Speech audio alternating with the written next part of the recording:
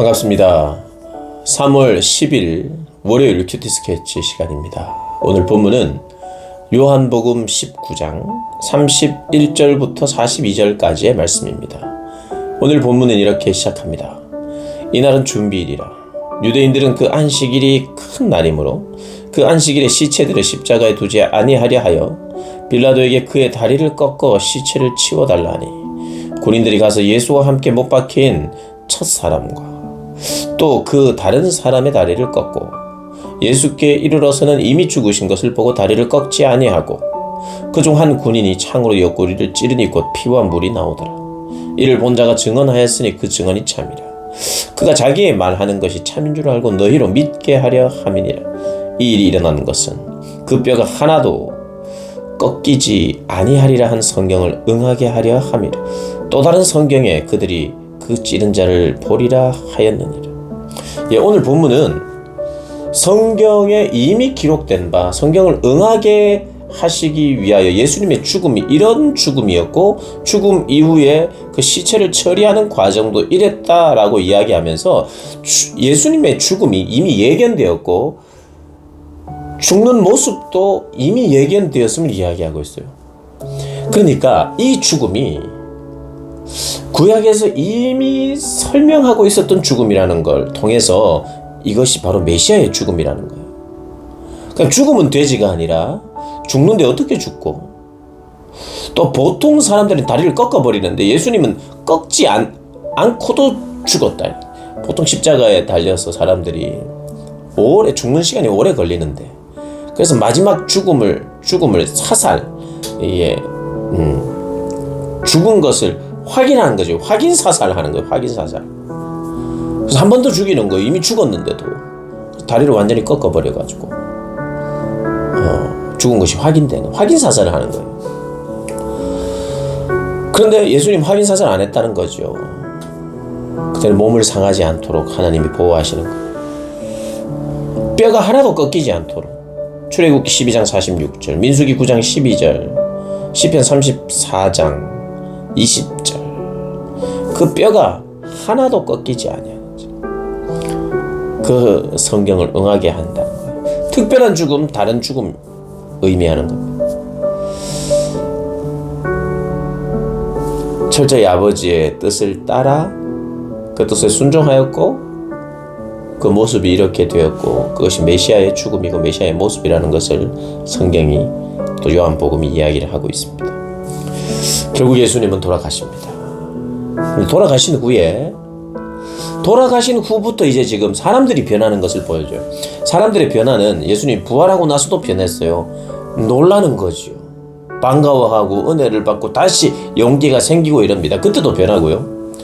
성령이 오순절에 임할 때도 사람들이 변하고 예수님이 함께 40일 동안 부활 후에 사람들을 또 만나고 하나님 나라를 증거할 때도 사람들이 변했을 거예요. 그러니까 이 변화가 예수님 죽은 후에 이렇게 생기는데 오늘 예수님이 죽는 모습을 보고 변화를 겪은 사람이 또 소개되고 있어요. 38절에 아리마대 사람 요셉은 예수의 제자이나 유대인이 두려워 그것을 숨기더니 일 후에 빌라도에게 예수의 시체를 가져가기를 구합니다. 유대인들을 두려워했어요. 자신과 예수의 관계를 숨겼어요. 그런데 예수님이 죽자 그 죽음을 보고 메시아에 대한 확신이 좀 더 들었던 것 같아요. 단지 미안한 마음 때문에 갔던 게 아니라 이분에 대한 믿음이 생겼던 것 같아요. 그래서 유대인을 두려워했던 사람이 이제는 유대인을 두려워하지 않습니다. 영원한 것이 무엇인지 영원하지 않은 것이 무엇인지를 생각하게 되었던 것 같아요. 영원하지 않은 것을 사랑하고 집착할 때 그러면 결국 사람들을 두려워하게 됩니다. 그런데 그런 두려움이 사라졌던 것 같아요. 그래서 나 예수와 관계가 있어. 나 예수와 관계 있는 자로 남을 거야 하고 그의 시체를 받아갑니다. 예전에는 잃어버릴지도 모른다는 두려움이 있었어요. 자신의 위치, 자신의 자신의 신분 이런 것이 빼앗기고 이런 것을 잃어버리는 것이 두려웠는지 모르겠어요. 그래서 잃어버리는 것에 대한 두려움을 가졌어요. 니고데모도 마찬가지입니다. 밤에 찾아왔어요. 그것이 알려지지 않기를 원하는 거예요. 그것도 숨기는 것 중에 하나예요. 니고데모도 무지했고 또 약간은 머뭇거렸어요. 두려움이 있었습니다. 잃어버릴 것에 대한 두려움. 그런데요, 어떻게 보면 예수님을 믿는 자들은 잃어버릴 게 없어요. 많이 가지고 있지 않기 때문일 수도 있는데 오히려 있는 것도 드립니다. 그죠? 그 예수 없는 자는 이게 없어질까봐 빼앗길까봐 두려워하는데, 예수 믿는 사람은 있는 것도 그냥 더 드려요. 뭐 다른 걸 다 떠나서 뭐 하나님, 뭐 심지어는 신앙 이런 걸 다 떠나가지고 어떤 사람이 이 땅에서 자유로운 삶입니까? 있는 것도 주고. 이런 사람이 자유로울까요? 어쨌든 잃어버리면 안 된다고 계속해서 여기 갔다가 저기 갔다가 이 신경을 계속해서 쓰는 사람이 자유로울까요? 어떻게 보면 그냥 인생의 지혜이기도 합니다.